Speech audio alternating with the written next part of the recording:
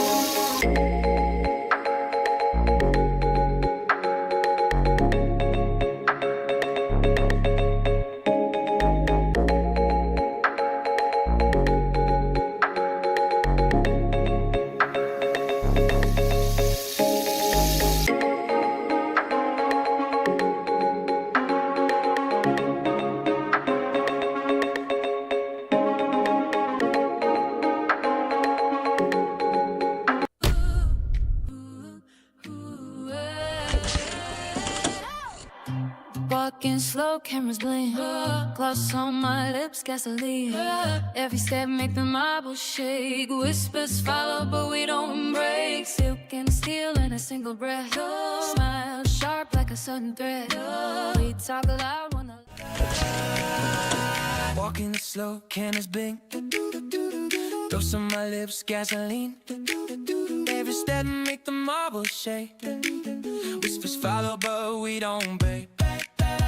Soaking steel in a single breath. A smile sharp like a sudden threat. You talk loud, then the lights go low. The bay freeze on steel the show. Hear the gap. Join the next generation of AI music. Try Murica V8 now and get free creation credits.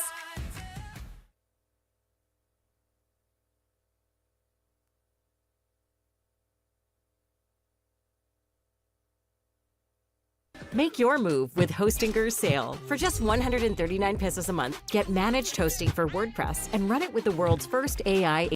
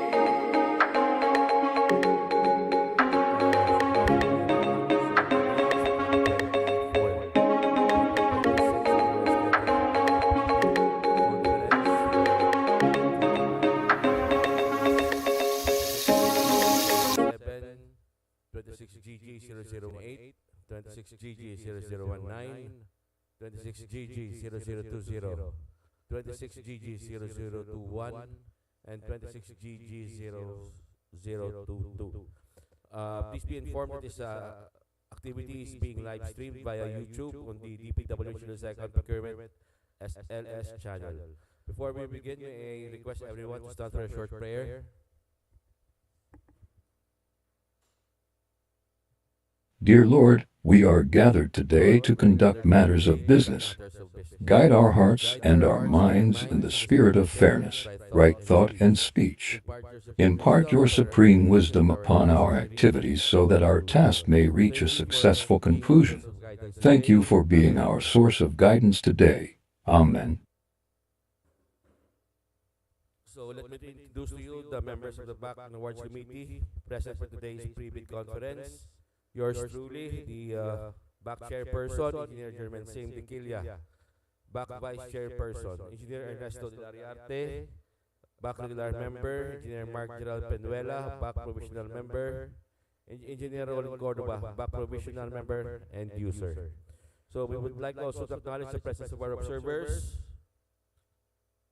from Onyok Construction and Supply, Christine Cuarte, Liaison Officer. Iloilo Grand Emperor Builders Corporation, Mariel Huayno, Liaison Officer. D Brothers International Trading Corporation, Neresa Florentino, Admin Staff. Viong Construction and Supply, Karen Belandres, Liaison Officer. And from DG Salas Construction Services, Mary Chris Velez, Liaison Officer. And also from Prime K, Kathleen Joy Chua, Liaison Officer, and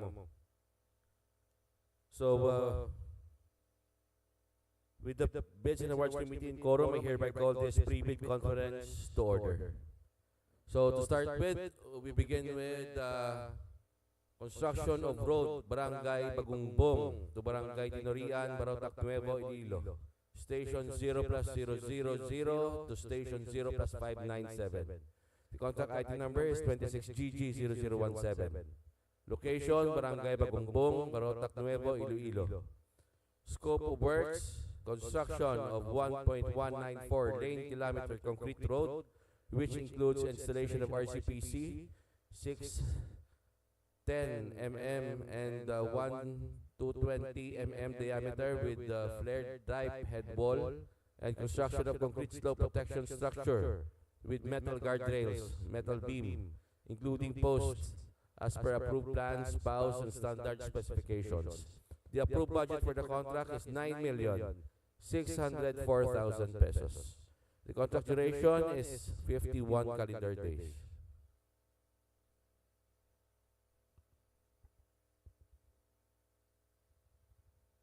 Next is the construction of road, Barangay Balod, Dumangas, Iloilo. Station 0+000 to Station 0+692. The contract ID number is 26GG0018.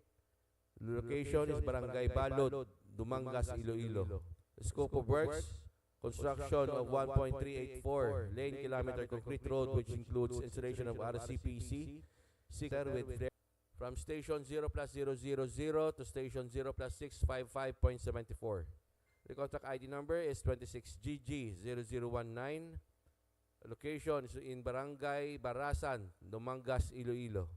The scope of works, construction of 0.65574 kilometer road, 5 meters wide and 0.23 meter thick, including installation of cross drainage RCPC with flared type head wall, and construction of concrete slope protection structure as per approved plans, POWs, and standard specifications. Approved budget for the contract is 9,377,620 pesos. The contract duration is 50 calendar days.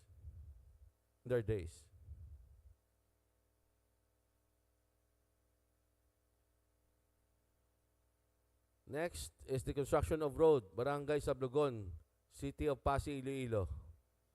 Station 0+0. The contract ID is 26GG0020. And the location is in Barangay Sablogon, Pasig, Iloilo. The scope of works, construction of 0.555 kilometer road, 6.1 meters wide and 0.28 meters thick, which includes paved shoulder, line canal, and installation of cross drainage, RCPC, with flared type head wall, as per approved plans, PAUs, and standard specifications. The approved budget for the contract is 9,473,310 pesos. Contract duration is 50 calendar days. Next is the construction of drainage structure along Tiwi Talisay Gintas Road from kilometer 272 plus 150 to kilometer 272 plus 550. Contract ID number is 26GG0021. Location, Barangay Palasyawan, Barotac Nuevo, Iloilo. The scope of works, construction of 700 linear meter drainage, line canal, including installation of cross drainage, RCPC and RCBC, with catch basin, as per approved plans, PAUs, and standard specifications. Approved budget for the contract is 6,650,280 pesos. Contract duration is 195 calendar days. Next is the construction of concrete road, Barangay Hines Viejo to Barangay Tagubong Road, in support of the sugar milling industry, Pasig City, Iloilo, from station 17 plus 470 to station 17 plus 770. Contract ID number is 26GG0022. Location, Barangay Santo Tomas, Pasig City, Iloilo. Scope of works, construction of 0.300 kilometer road, 6.1 meters wide, and 0.28 meter thick, which includes installation of cross drainage, RCPC and RCBC, with flared type head wall as per approved plans, PAUs, and standard specifications. Approved budget for the contract is 4,688,320 pesos. For the contract duration, 35 calendar days.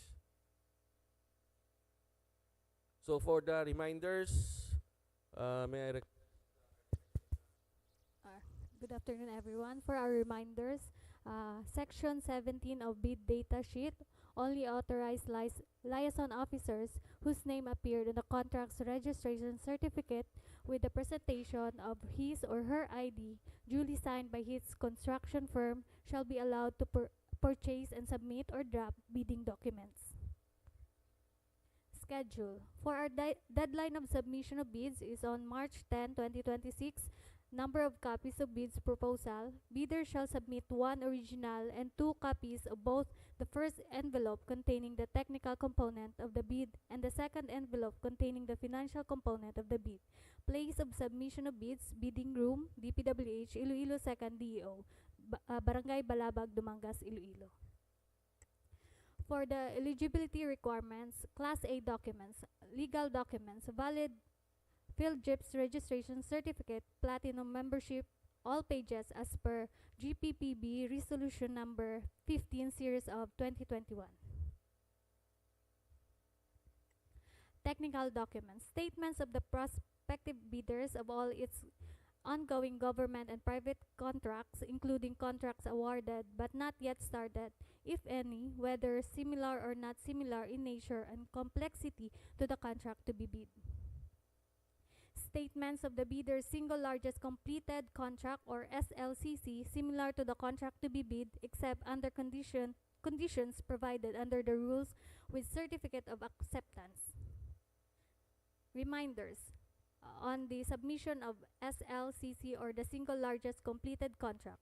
The bidder must completed an SLCC that is similar to the procurement project to be bid and whose value adjusted to current prices using the PSA consumer price indices must be at least 50% of the ABC to be bid, provided that any change to the 50% requirement may be allowed subject to the recommendation of the procuring entity, which shall be submitted to the GPPB for consideration, provided further that contractors under small a and small b categories without similar experience on the procurement project to be bid may be allowed to bid if the cost of such contract is not more than the allowable range of contract costs of either registration based on the guidelines as prescribed by the PCAB. The CLCC shall be supported by the owner's certificate of financial acceptance issued by the project owner other than the contractor.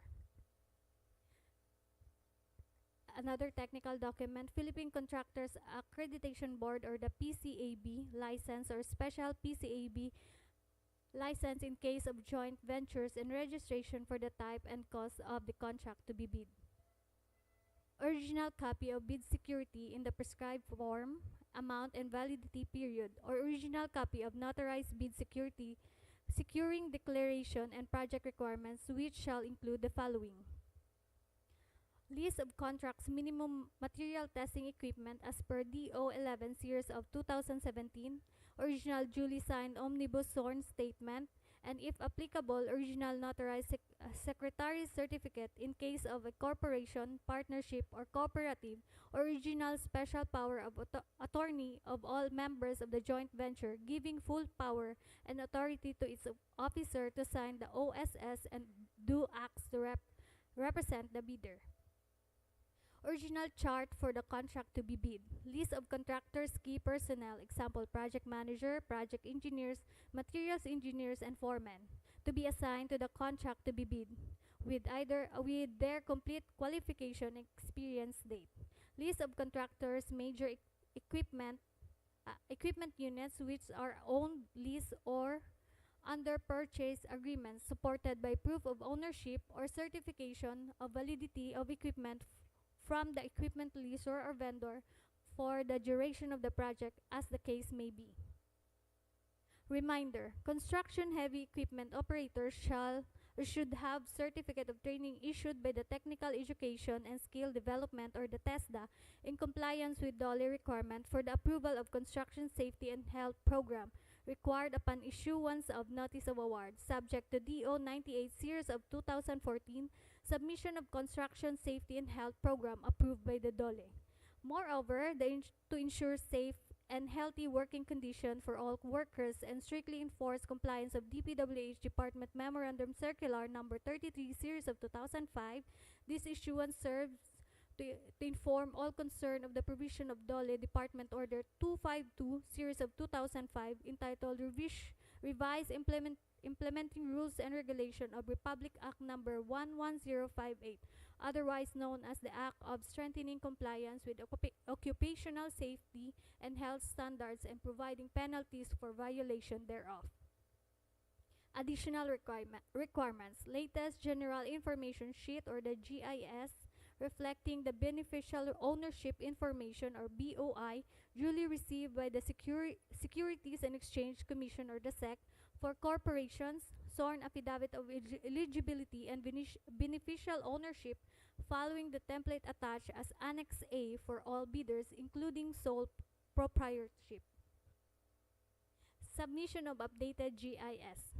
All contractors or corporation enrolled or applying for enrollment for updating in the Civil Works Application or CWA to submit their latest General Information Sheet or the GIS duly received by the Securities and Exchange Commission or SEC and reflecting the beneficial ownership information. Likewise, contractors are reminded to submit the updated GIS annual or every time changes or amendments are made and filed with the SEC to ensure their information remains valid and consistent with official records. All concerns were advised to comply last December 31, 2025 to avoid delays or disqualification from further procurement activities. For the financial documents, the prospective bidders audited financial statements showing, among others, the prospective bidders' total and current assets and liabilities stamp received by the BIR or its duly accredited and authorized institutions for the preceding calendar year, which should not be earlier than 2 years from the date of bid submission. The prospective bidder's computation of net financial contracting capacity or the NFCC. Reminder, submission of NFCC or the net financial contracting capacity. The computation of a bidder's NFCC must be at least equal to the ABC to be bid, calculated as follows. NFCC equals the current asset minus current liabilities times 15 minus the value of all outstanding or uncompleted portions of the projects under ongoing contracts, including awarded contracts yet to be started, coinciding with the procurement project to be bid. The value of the domestic bidder's current assets and current liabilities shall be based on the latest AFS or the audited financial statement submitted to the BIR, duly received or proof of submission to the BIR. Valid Joint Venture Agreement or the JVA. If applicable, duly signed joint venture agreement in accordance with RA number 4566 and its IRR in case the joint venture is already in existence, or duly notarized statement from all the potential joint venture partners stating that they will enter into and abide by the provisions of the JVA in the instance to be bid in successful. Note, for manual submission of bids, the technical document is preferably book bounded. The contents of technical documents is preferably numbered or paginated consecutively with the right-hand top margin and signed below page, numbered by duly authorized representative for both manual and electronic submission of bids. Any missing, incomplete, or patently insufficient documents in the required checklist is a ground of outright rejection or non-complying of the bid. Submission and receipt of bids. Contents of the second envelope or the financial proposal. Original of duly signed and accomplished financial bid form.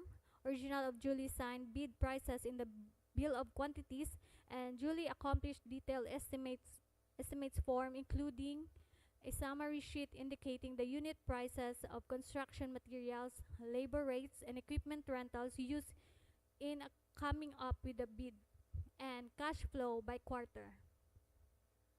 Note, again, for manual submission of bids, the financial documents is preferably book bounded.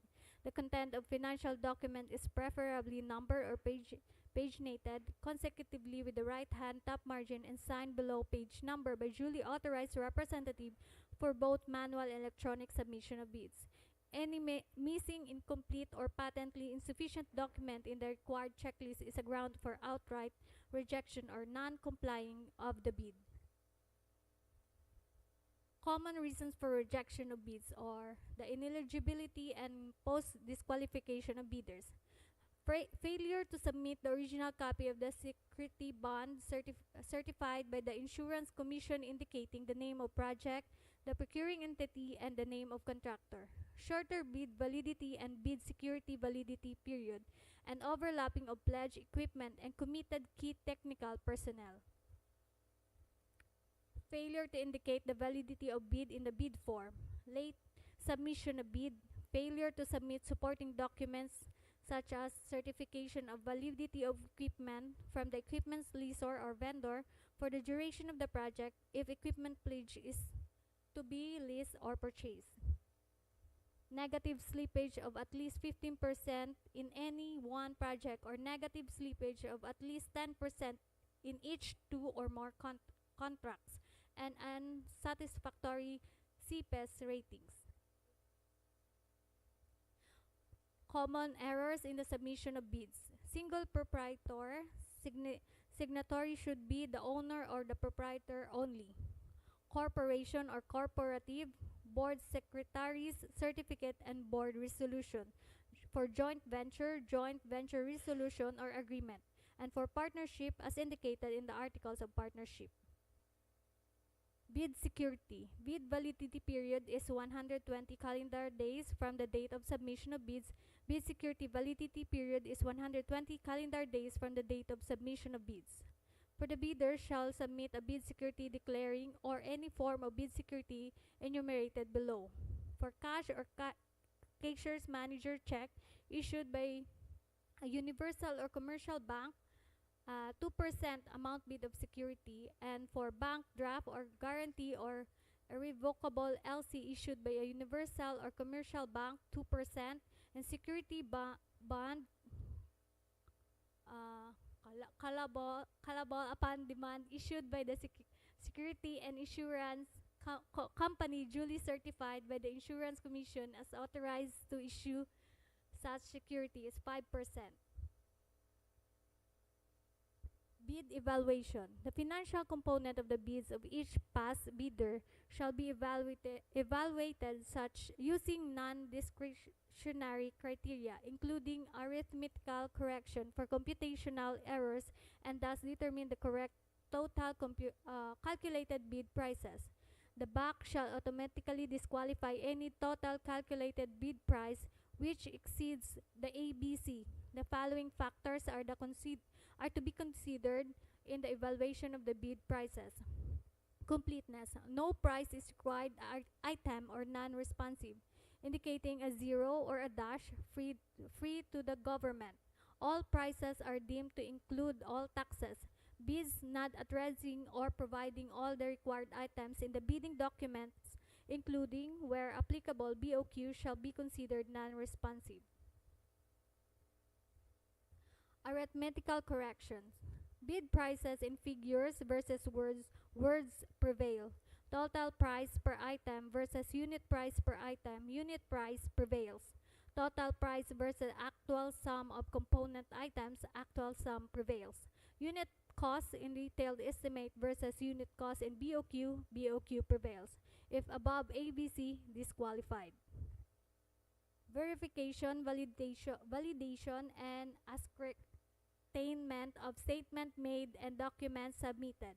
Legal requirements, license, certificates, permits, agreements, and exclusion in any blacklist. Technical requirements. Key personnel minimum work experience requirements should be satisfied. Availability and commitment of major construction equipment. Failure of prospective bidder to state a complete technical description of the pledged equipment and the specific location, whether owned, leased, or under purchase agreement, shall result in the bidder's automatic post-disqualification for award of contract and forfeiture of its bid security per DO number 58 series of 2012. Technical requirements. Performance in ongoing government and private contracts. Negative slippage of at least 15% in any one project, or negative slippage of at least 10% in each of two or more contracts. Failure of the contractor to commence repair works and complete ongoing contracts in the prescribed date after receipt of the notice of defects and deficiencies. Failure of the contractor to commence repair works on contract with pending certificates of acceptance in the prescribed date after receipt of the notice of defects and failures. Substandard quality of works or unsatisfactory performance per contract per condition at the terms of inspection. DO number 127 series of 2018. Strict application of RA 9184 in the conduct of the post-qualification of bidders with delayed ongoing contracts with the DPWH. Authenticity and correctness of bid security, financial requirements, bid price proposal, and FCC. Note on the personnel and equipment requirements of the project as per DO number 9 series of 2012. Technical requirements for civil works projects for public bidding. If a proposed key technical personnel is an employee of the bidders and working in another project at the same time of the bidding, the bidder shall submit a certificate of that one personnel will be pulled out from the ongoing project once the bidder is awarded the contract. And 2, he or she will be replaced with another person with equal or both qualifications as certified by the head of the implementing office. Another technical requirements. The bidder may propose a key technical personnel who is not its employee, provided that the said personnel is required to submit a certification that he or she will work for the bidder if it is awarded the contract under bidding. These certifications shall be included in the first envelope of the sealed bid. Also to be verified during post-qualification is the set of equipment pledged by the bidder. The bidder should specify in the submitted bid the location of the equipment where they can be inspected. If any equipment is not in the specified location, then the bidder shall be post-disqualified. Contract award. The contract shall be awarded to the bidder whose bid has been determined to be the lowest calculated and responsive bid, or the LCRB, as a result of the detailed evaluation and post-qualification conducted. Contract award should be made within the bid validity period, and subcontracting is not allowed. Annex A, or the sworn affidavit of eligibility and beneficial ownership. Bid securing declaration. Omnibus sworn statement. Performance securing declaration. Bid form. Thank you. So, do we have any questions or clarifications from our observers?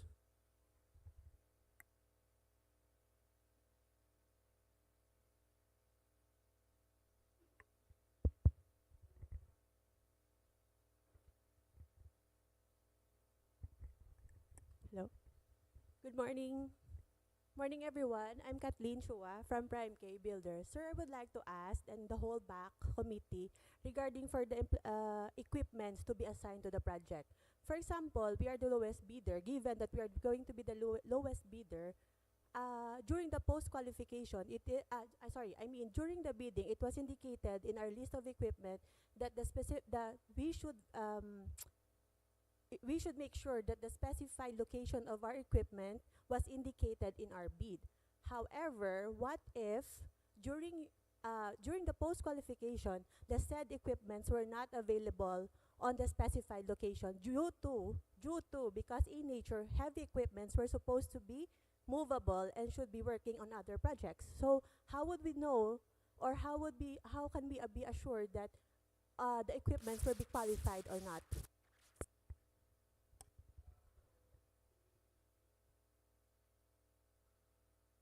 Think you need to specify if you have ongoing projects. For example, the equipment that you have, 3 equipments ara sa inyong opisina, no? And the other equipment is being used in other projects. If it is being used in other projects, I think you have to specify. Kaya kung ara na to dito ang inyong equipment, katuan man na sang amon nga mga tao para inspeksyonon. What if given lang, for example, the situation is during the bidding time, ang equipment na was wala pa ginagamit. What if after baka mo kaposkwa, gamit namon equipment sa lain nga equipment or may amon. So, how would we address that concern, sir?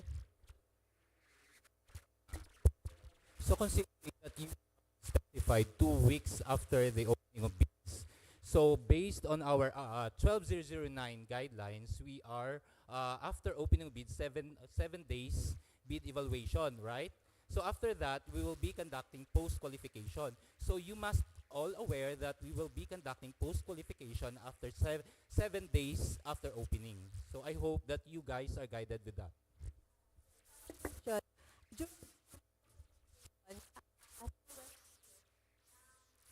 7 days. Okay, so 7 days from bid opening.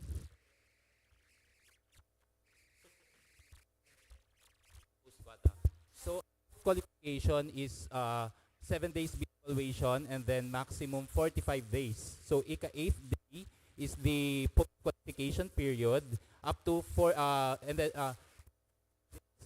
so 7:45.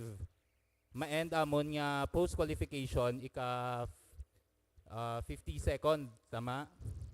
So after 7 days, expected expected nyo na nga makandakit kami a post-qualification regardless if you are not the lowest bidder as red.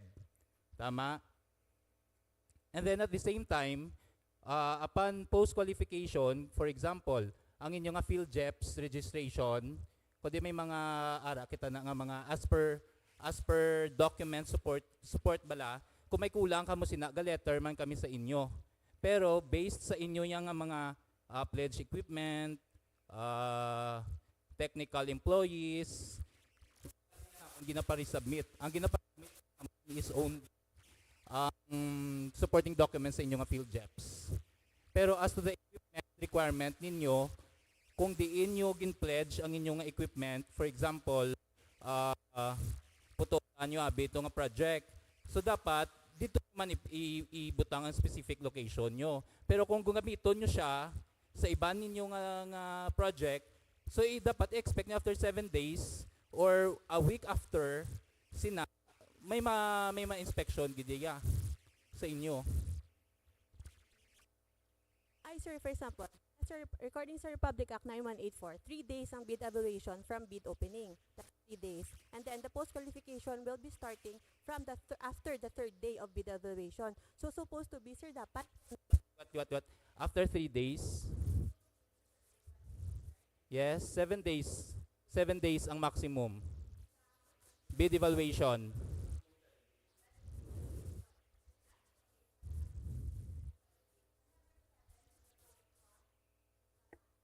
It's 7 to 45 days.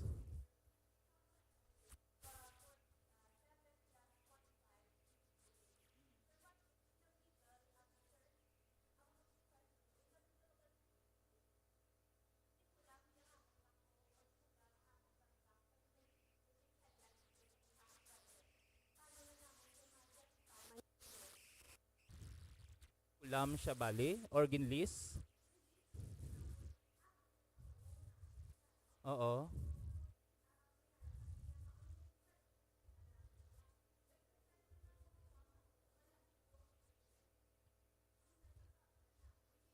Ah.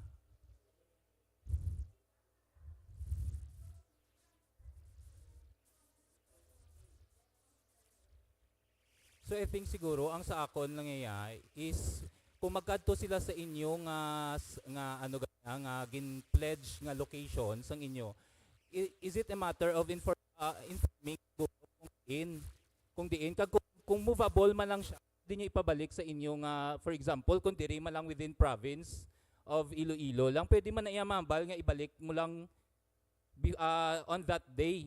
Kaya pwede man during post-qualification, pwede niya mabalikan within a day, di ba la? O pwede man, di ba? Mapabalik mo na because movable. Pero kung trailer na gid na iya, mo na lang question kung kaya ibalik location. At the same day, nga gin ano niyo siya, gin pledge. Kaga at the same time, kung nag-intra ka mo, syempre expected nyo na iya nga ang inyong equipment, doon nakalock in na siya within the period. Di ba la? What if abi ko matapos namon nga post bid evaluation after 7 days, 2 days abi post qualification natapos namon. Karon nag-lease agreement katuyabi karon, which is in the first place dapat nakalock in tong imong equipment sa amo na nga project danay kay wala pa na award. Tama? So amo nang inyo nga amo na ang inyo bala nga ano ganito tawag yun na.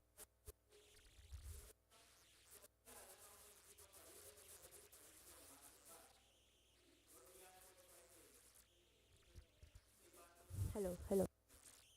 Hindi sir, for example, lang gidya, for example, sa isa ka situation nga may 52 post qualification from bid evaluation until ma-proceed na ang project. Post qualification is kita 52 days as counted. Pero ang problem is may times manabi nga within sa 52 days na may time nga for example kihanla namon man sa pihak nga project bala dasig lang tapos na timingan man nga gin-post kwa kami wala didto.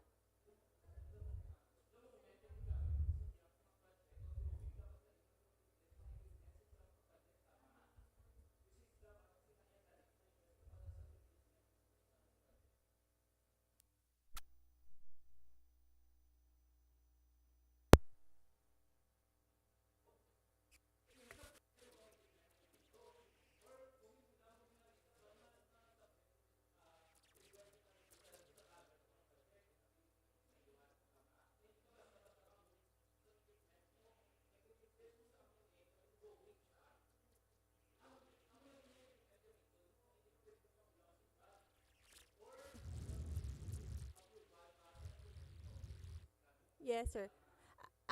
Isa pa sir. Okay. I got your point, Sir Sam. But ang problem is, for example, lang gid, how would we, di ba, hambal nyo sa amon last time, is pwede namon mapabalik ang amon equipment in case nga ma-post qualification ka mo. So, paano naton mabalaan nga ma-post qualify ka mo?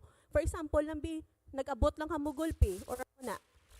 Are you giving us a chance within the day nga Pwede nyo malang mabalik. Kung pwede nyo mabalik sa within sa specified location nyo, wala problema. Basta, dira sa province, kung lain na to yung island, which is amon nga post-qualification nga ano ganito wag ang process for to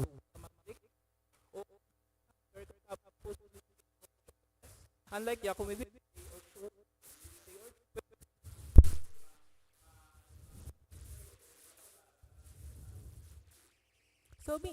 So you're saying, sir, or concluding that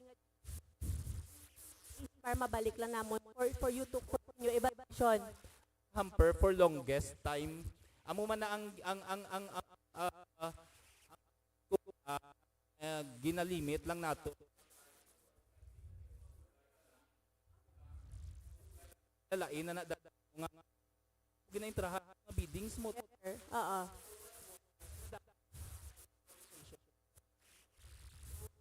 Kung mahula kami kung saan unyo ibalik ang equipment at sa specified location, madugayan man kami karon award.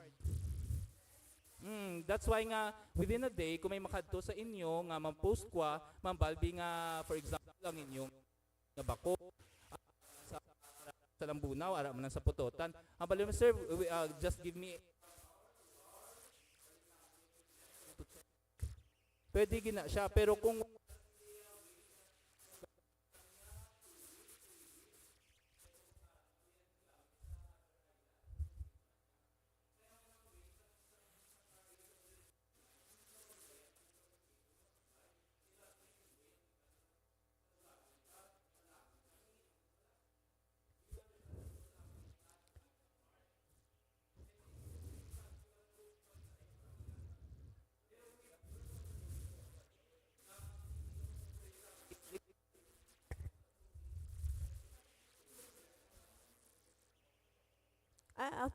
Sige sir, point well understood. But i-clarify ko lang sir ha, for example, may samon nga motor pool, wag gid mo samon.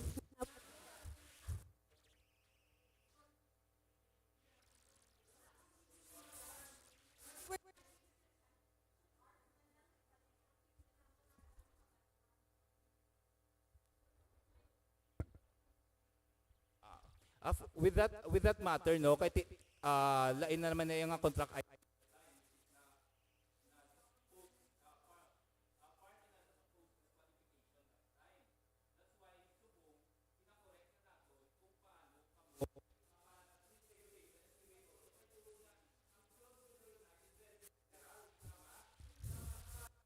general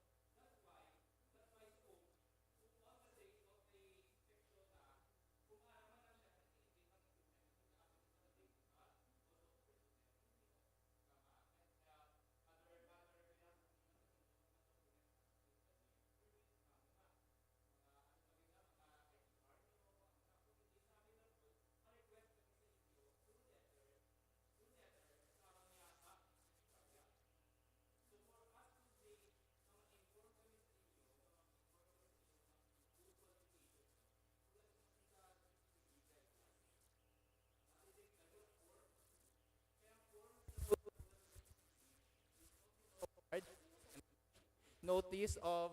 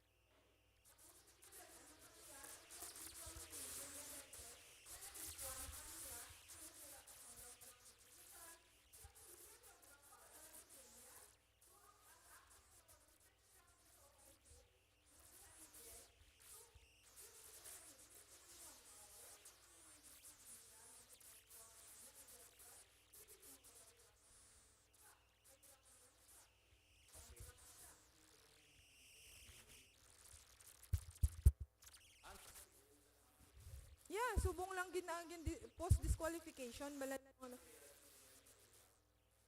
Ya amo to. Pero ang isa lang gito ya kay pag post kwa ninyo wala kuya kabalo nga nag-post kwa kamo sa opisina. Tapos ang materials engineer to namon, naka-renew to siya sir, pero wala pa na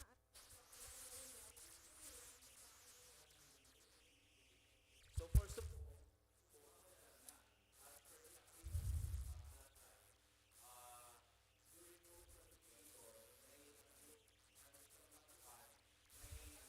may notice gidya sir. At least para mabalaan namon, naka-prepare.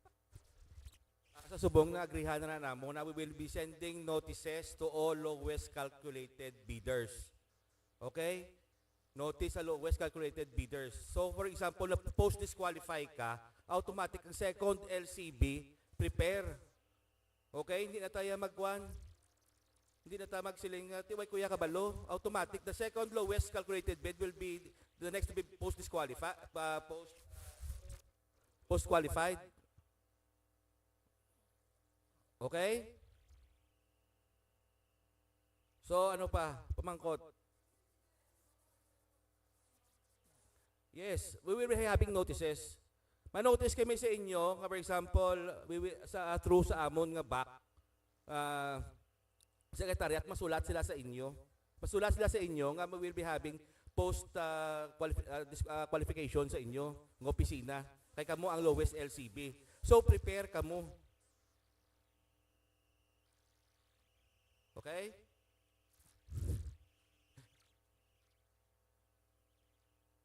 Ano pa? Batching plant? Ano pa?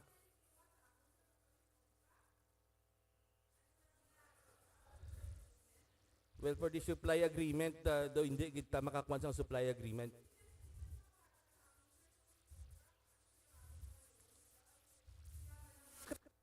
Aton doon, di bala? BRS, no? Hindi. Procurement service.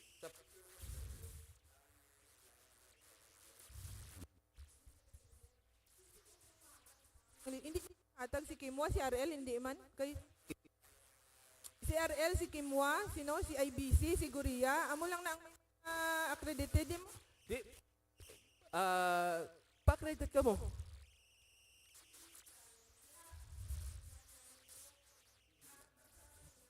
Oo. Actually, pwede ka mo ka-credit sa moving batching plant. Hindi lang yung batching plant, nga steady nga batching plant. Ang moving nga batching plant, pwede ka mo ka-credit. Yes. Last year, namon yung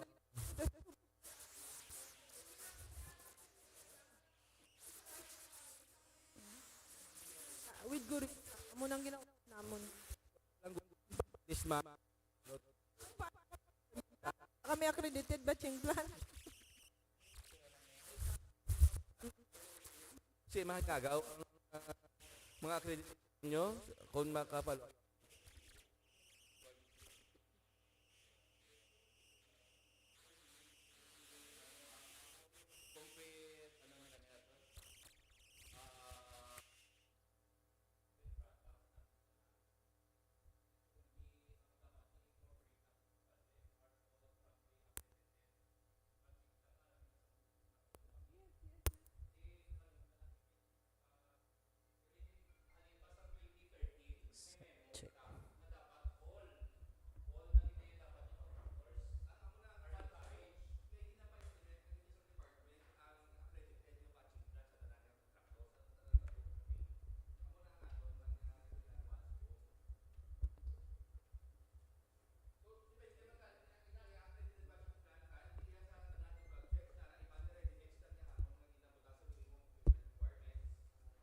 Nga kinanglan, supply agreement, okay sa inyo? Sa depende sa project kay may ara naman mabutang mo na sa amon da nga minimum equipment requirements. Kung sa program of works nakabutang ready mix, then so wala na. oo. May ara man tayo nga nagbutang gida nga accredited batching plant.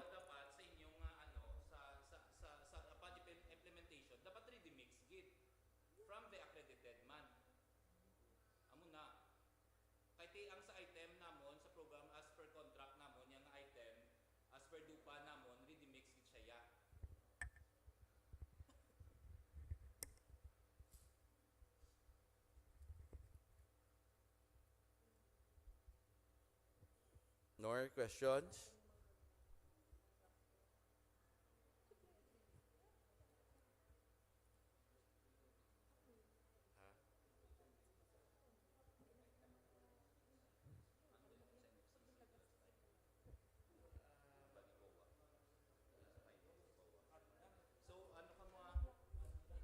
Ay very as per sa amon subong nga COA findings, very particular gid kamo dapat sa NFCC. So kung ano tong ginbutang ninyo nga mga ongoing but not yet awarded projects nga ninyo nga subong as per kung for example March 10, before that before and on that date dapat tanan ninyo ibutang nyo gid. Tapos mag ano na bala kamo mag total na kamo sang inyo nga mga amount na dapat i-double check, hindi lang double, triple, kay pag abot kay COA, amo na subong ang gina-check ya.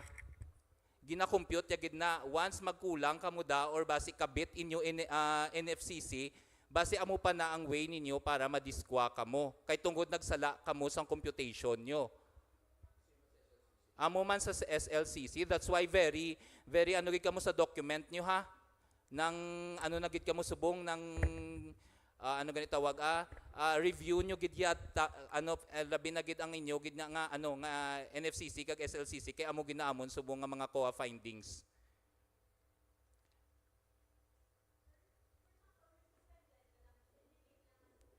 Yes, oo. So gabasi malang na si COA ya sa inyo nga submitted kay di ba form na siya from GPPB ang ongoing but not yet awarded projects. So kung nagambal ya suspended ti butangan nyo man suspension ano nyo para may supporting documents man para ma-counted man namon kay kabudlay man ang anong ginbutan nyo suspension ti upon post qualification mang sulat man na Japon kami sa implementing office. For example kunara na sa ang inyo suspended nga project ara sa regional office verify man na Japon namon didto pero mas para mas padasig ang aton nga post qualification mas mayo nga attachan nyo na lang. O pati province yung pagkag LGU yung mga projects para at least klaro na bala. Kay do amo na gid na subong ang ilang nation hindi man ni sa amon lang nga findings nationwide ni nga findings ang NFCC pati sa central office naging findings man ang NFCC.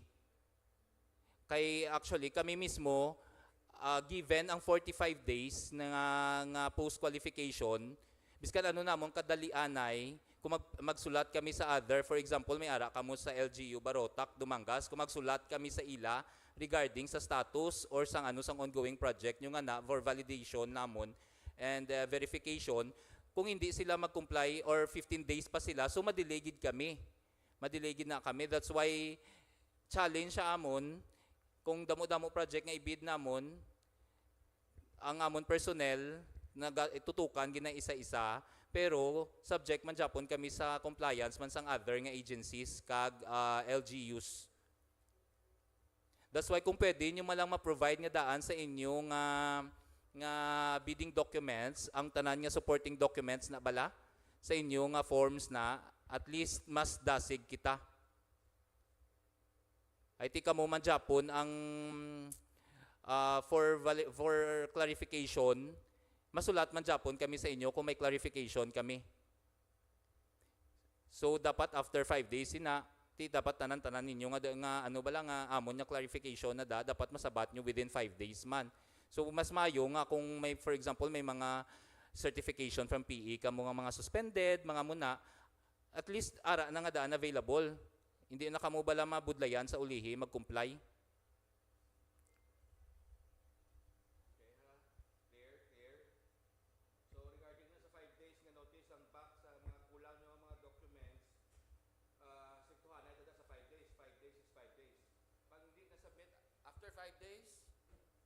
Disqualification na siya.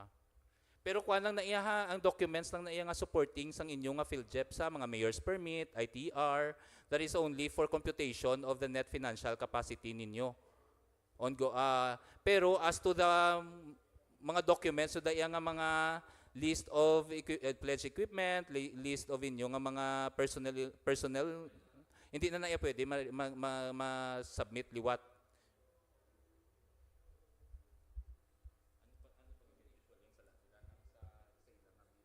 Tapos ang ano, pag reminder lang ang inyo, pag inya BOQ. Double check nyo man ang inyo nga BOQ, ha?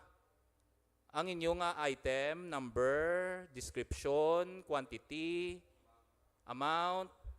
Ang amount pwede na may arithmetical, pero ang unit of measure nyo pagid kay balaan mo ang aton subong nga mga mga documents, bidding documents, ginascan na siya, ha? Not only winning bidder is pati ang losing bidder ginascan naman na, and then ginasubmit naton sa central office kag ginapost man sa transparency portal. So kung sala ang inyong documents makita man, kag makaproblema man kamo sa other district offices kag sa region. Kay nagiging na siya subong ganit tawag niya nang puro na tanan bala scan tapos submit tanan sa procurement service sa central. So kung mag-post qualification mas hapos na subong mag-post qua dito sa central kay may mga data nakita sila sa inyo na scan na tanan.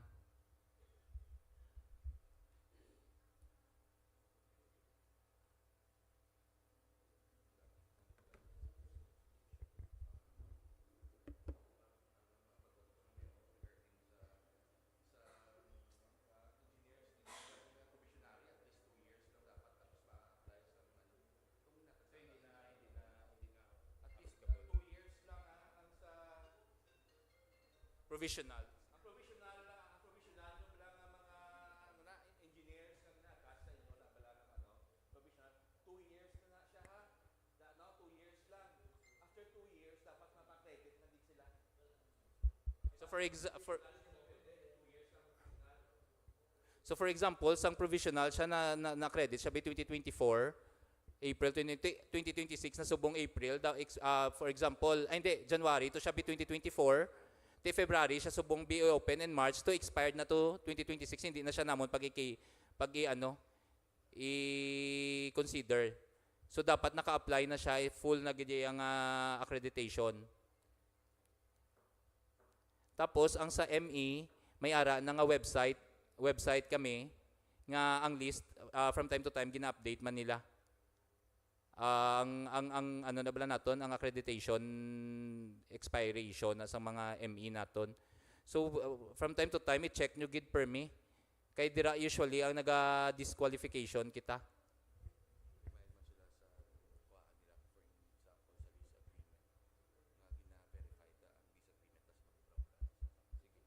So one thing also, ang aton na bala nga mga kundi as per 12009 sa pledge equipment naton is only owned ninyo, so supported din na sa tanan ninyo nga ORCR o kun ninyo nga na ganito tawagan ng resibo nga owned ninyo or deed of sale or ano pada kundi amo na gina-support nyo. Tapos lease agreement, so lease agreement with kung kay sino nyo rintahan, pero subject na siya sa verification, ha. Kay base bala ginaubra-ubra lang, may ginailog-ilog lang ang perma sang owner sang piyak to nga hulaman mo. So subject ina sa verification namon, ginasulatan man namon to ang company nga ginalisan nyo. And then also ang inyo pagid nga supply, hindi supply agreement hindi ang isa pagid purchase agreement. So ang sa purchase agreement di ba tatlo lang, owned, lease or purchase. Ang sa purchase, kung magdaog ka mo, may kontrata ka mo dito sa kung sino nyo baklo nyo ang equipment nga na kung magdaog ka mo. So subject man na sa verification namon kagi kung authentic ina siya. So as to the batching plant lease agreement, amo lang ginang tatlo bingagin sang procurement service, owned nyo, lease or purchase. Pero may mga projects usually sa concreting puro gitanan kami may batching plant, accredited batching plant. Kaya siyempre puro most of item of works namon concrete works gitanan mo. So for us to ensure the quality also of concrete delivered on site, which is amo man ang nakabutang sa ato nya Blue Book nga all concrete works or concrete products incorporated sa DPWH nga projects only coming from accredited batching plant lang. Pero may ara man kami, for example, ang sa mga buildings namon, kung may more damo-damo man nga volume, require kami batching plant pero may ara man nga ready mix lang. So sa ready mix, wala na kamuya i-require nga ano ha, nga lease, owned or supply, ang supply wala na ya. Sa inyo na ya, 'di ba, kung may award sa inyo, kung i-award sa inyo, mahatag 'di ba kamo construction methodology. So sa construction methodology nyo, ibutang nyo na da. Nga kwan siya, ready mix inyo i-incorporate sa amuni, sa column, sa slab. So dira na may verification man sa construction section before i-approve inyo nga contract. And also sa ano ha, sa equipment, base nga ra kamo guba lang equipment kag i-pledge nyo, hindi pwede ha. Dapat ang gaandar.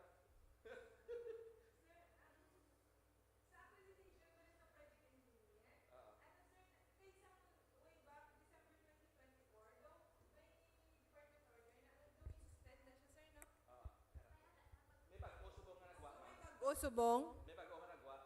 Okay. 2 years lang. Basta provisional, kung provisional. Okay. Tanawon nyo kung provisional. Kung hindi siya provisional, okay lang man.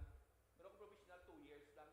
Okay, last, basta naka-entrap ako sa bidding sang December 2024, nga wala na sila nangita sang accredited nga PE. Sa region na iya, sir? Pero subong nga, may nagwa ko sa Susubong, amo naman eh. May ara kita, DO. Yeah. Yeah.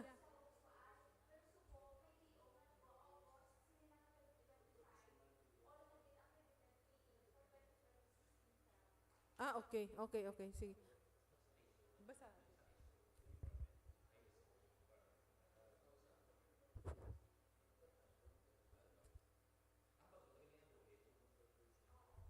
Sir, a question, sir, about overlapping of pledged equipment and committed key technical personnel. So meaning, sir, for example, may intra kami, ubuso namon, ba, sample lang ubuso namon ng anom. So dapat supposed to be lain-lain, gid nga personnel and lain-lain nga equipment. Tama? Okay. Per project. But for example, sa next naman, and may bidding na maybe pagka March 12, okay lang ya, gingamit namon, pero lain naman siya ya. Okay lang ya. Pero sa dungan niya nga project, hindi pwede. Amo na?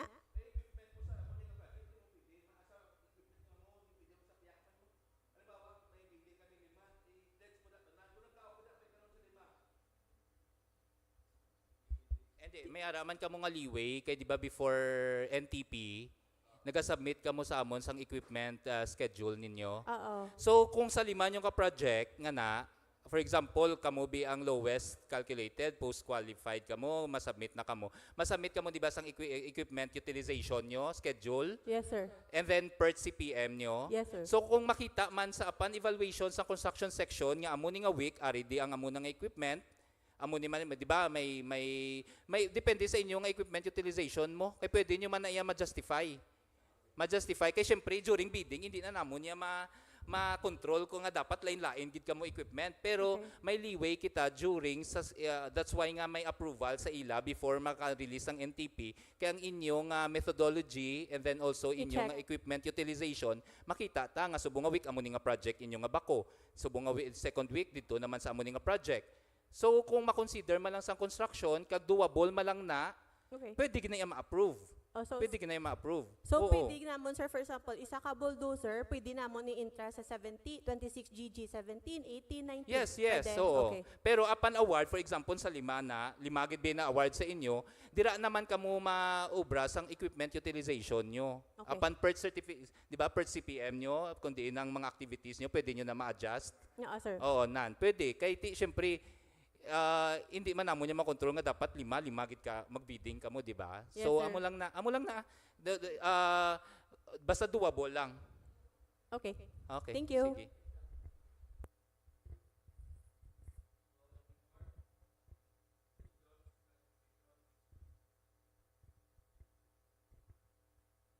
Good afternoon. Regarding bala sir sa pick-up, kay naka-process na kami pero wala pa bala kami certification.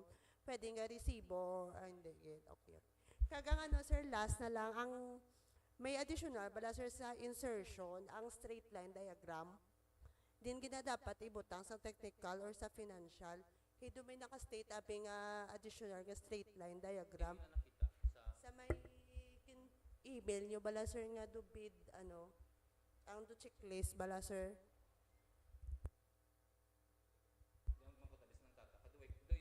Ang nabalaan ko yung slate line diagram is only from the programming sa planning pa lang, pero Mariko.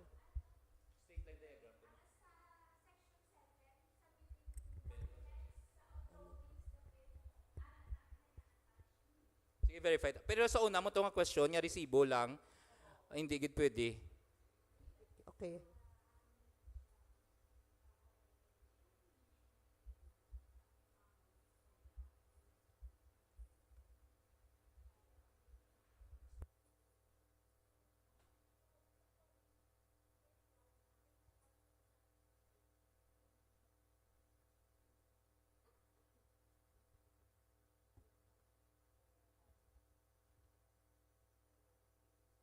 Tapos isa lang clarification pag ida, which is also masubject man nang ta. Masubject man ni sa biddo sa ano to no? Bid bulletin to no ngari. No? Oo.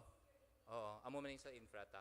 So for the information sang sang tanan nga naging nga kung ang bid security namon subong as per GPPB nga format, ang ginabutang diri is bid security shall be in the form of bid securing declaration and choose at least 2 from any of the following. So sala ni siya i-bid bulletin ni namon dapat or choose at least 2. So pwede ka mo bid securing or kay base karon bid securing tapos ma-choose pagid ka mo kay end siya abi. So naging ano na rin siya, naging issue na ni siya sa central office.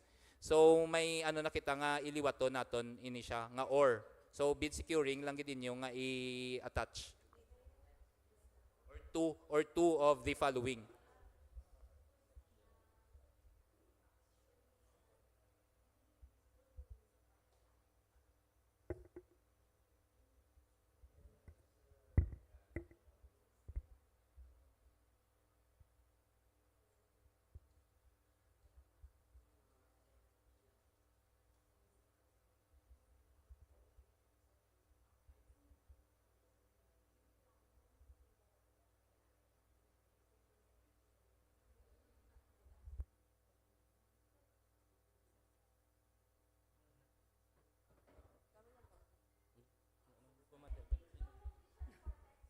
Sa ila.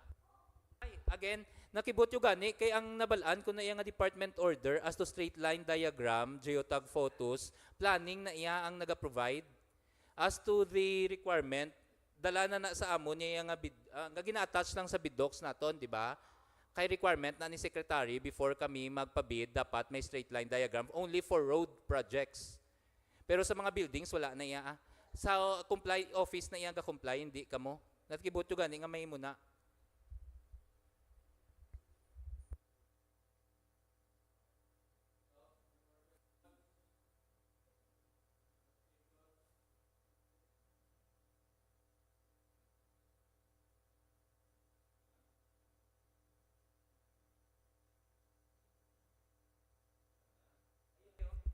Ari namin mo, nga straight line diagram. Kami na ga-comply, wala na nakamuya ah.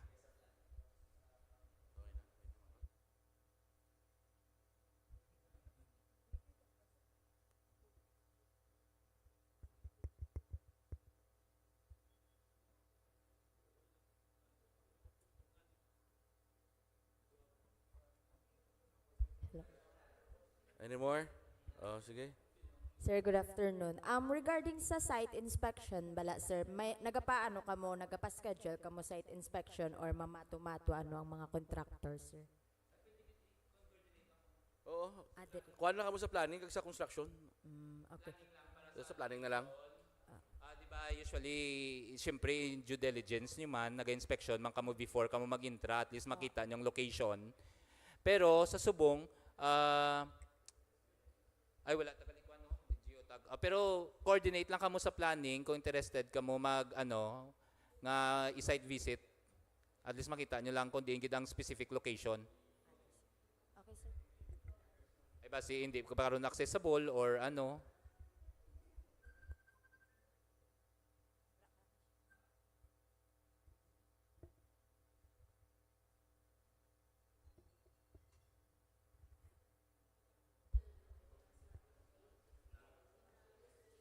So, any more questions?